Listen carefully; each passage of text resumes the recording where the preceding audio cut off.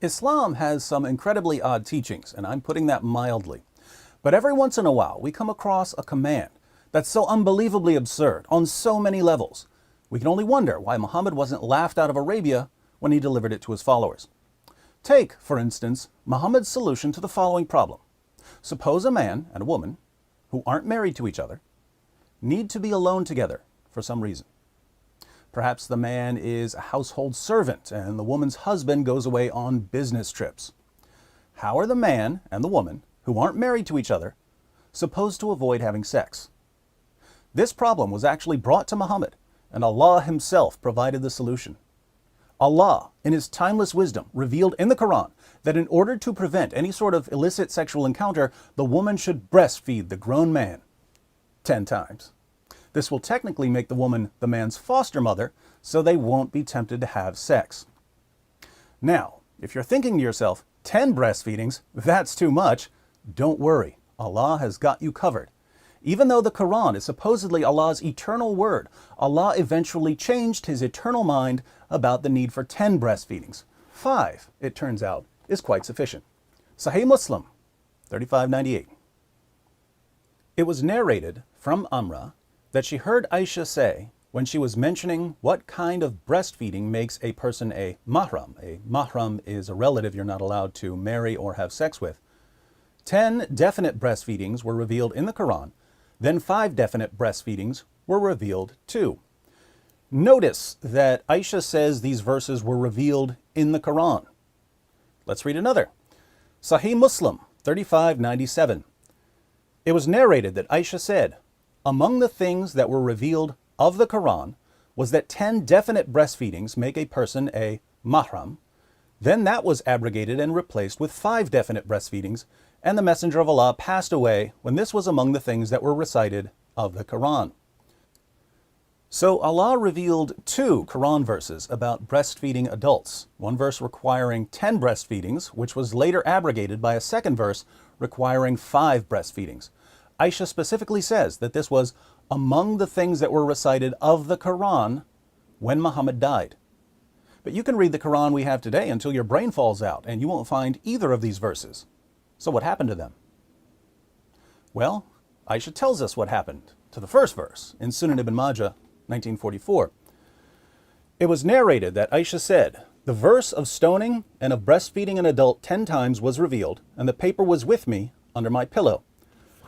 When the Messenger of Allah died, we were preoccupied with his death, and a tame sheep came in and ate it. The 7th century version of the dog ate my homework was apparently a sheep ate my Quran verses.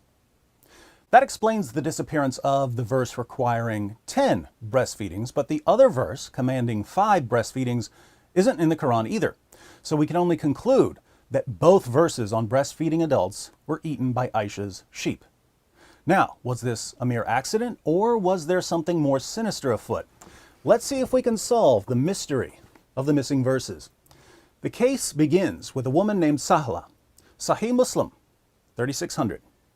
It was narrated that Aisha said, Sahla bint Suhail came to the Prophet and said, O Messenger of Allah, I see signs of displeasure on the face of Abu Hudayfa, that was her husband, when Salim, who was his ally, comes in. The Prophet said, breastfeed him. She said, how can I breastfeed him? He is a grown man. The Messenger of Allah smiled and said, I know that he is a grown man. Creepiest smile ever. So Sahla's husband was concerned about this grown man being around his wife, and Muhammad's response was that she needed to put her breasts in the man's mouth repeatedly. Interestingly, Sahla did exactly what Muhammad and Allah commanded. She put her breasts in Salim's mouth so that he could suck on them over and over again. And this calmed her husband down. Why? Because he trusted Muhammad. Well, Muhammad and Allah say that if I just let this man suck on my wife's breast a bunch of times, I don't need to worry about what they do when I'm gone for the weekend. I feel so much better now that her nipples are in this guy's mouth. Anyone else want to hang out with my wife while I'm out of town? Come on over. Breasts for everyone, Allahu Akbar. For a while at least, Muhammad's wives were on board with Allah's views on breastfeeding adults. When Muhammad's wife Hafsa wanted to spend time with a man, she would send the man to her sister to be breastfed. We read in Malik's Muwatta, chapter 30, section 1, number 8.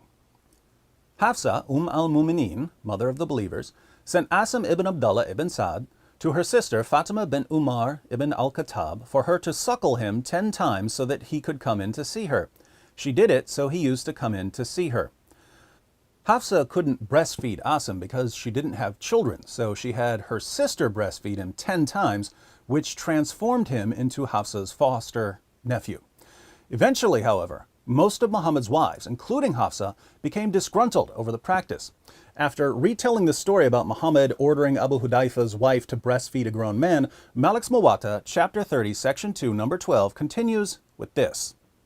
Aisha, al-Mu'minin, mother of the believers, took that as a precedent for whatever men she wanted to be able to come to see her.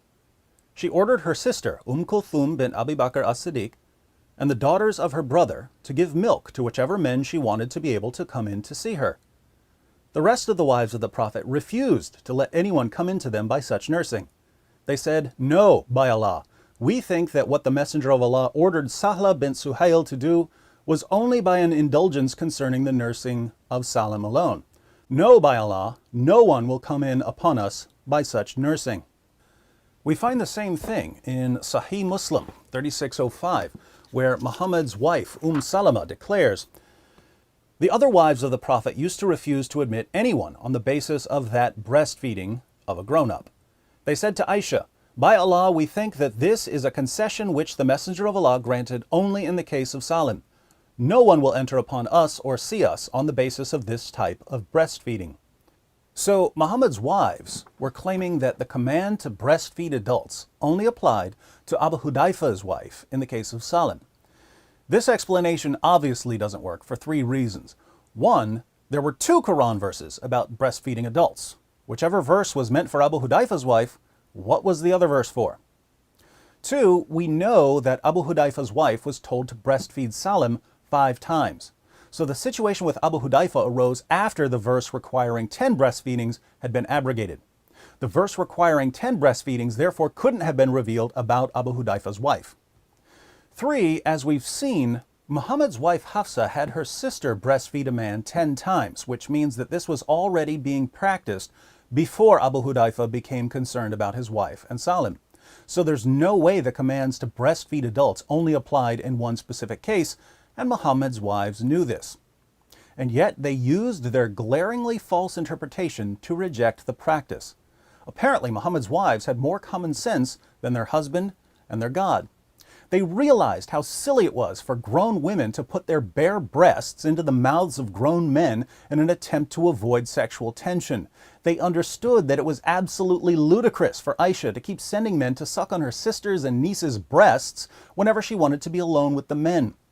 And surprise, surprise, the verses commanding this practice, a practice Muhammad's wives found revolting, came up missing after he died. Someone conveniently left the sheep gate open. There are only 2 real possibilities here. Either Aisha remained faithful in her desire to preserve the Quran, and Muhammad's other wives conspired to send hungry sheep into Aisha's house to rid the world of one of history's most ridiculous teachings. Or, since Aisha had the only written copy of the verses, Muhammad's other wives may have eventually persuaded her to destroy them. I favor the latter explanation. While it's clear that Aisha initially approved of Allah's command to breastfeed adults, she was also very young and under the influence of Muhammad. When Muhammad died, Aisha was 18 years old, and by this time she had presumably learned that if a woman wants to avoid sexual tension, it's a good idea to keep her breasts out of men's mouths. But there's another piece of evidence that supports Aisha's involvement in the Sheepgate conspiracy. The sheep didn't just eat the Quran verses on breastfeeding adults.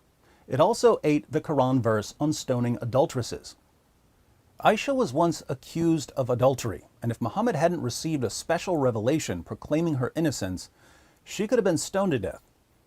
The accusation of adultery was one of the reasons she became so careful about having her sister and nieces help her follow the breastfeeding rule. She was trying to protect herself. We don't need Sherlock Holmes to uncover Aisha's fear of the verse of stoning. And her sheep ate the only copy. Coincidence? No. Conspiracy. The verses on breastfeeding an adult, along with the verse of stoning, fell victim to one of history's least common means of malice: death by sheep. For you Muslims who are watching, here are 10 takeaways. First, Muhammad's wives knew more about human nature than Allah did. So Muhammad's wives were greater in knowledge than Allah.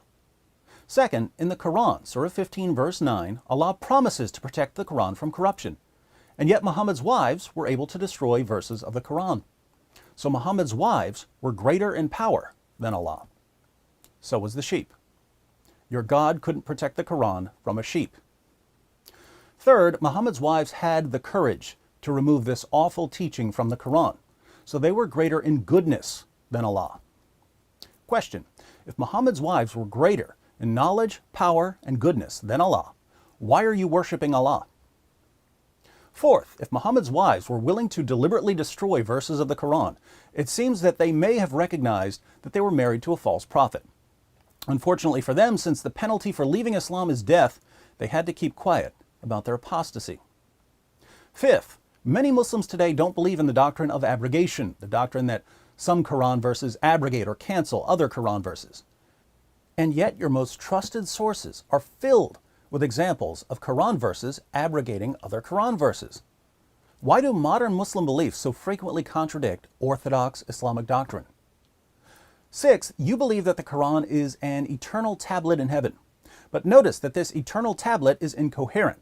One verse of the eternal Quran says that 10 breastfeedings are required to make a man a mahram. Another verse of the eternal Quran says that 5 breastfeedings are required to make a man a mahram.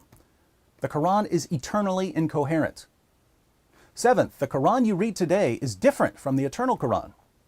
Which one's better? Eighth, your Muslim leaders tell you that the Quran has been perfectly preserved, even though they've read the same sources I keep quoting to you. Your leaders know that, according to your most trusted sources, entire chapters of the Quran were lost. Large passages of the Quran were lost. Verses were lost. Phrases were lost. And yet they tell you that the Quran has been perfectly preserved right down to the letter from the time it was revealed to Muhammad. They tell you this because it gives you confidence in the Quran. But your confidence is based on deception. Ninth, if your leaders keep lying to you about the history of the Quran, what else are they lying to you about? 10th, if your leaders are the ones who are lying to you, and I'm the one who's telling you the truth, why do you get mad at me? For more on changes in the text of the Quran, click on A Brief History of the Quran. If you'd like to see me solve another Islamic mystery, click on Who Killed Muhammad?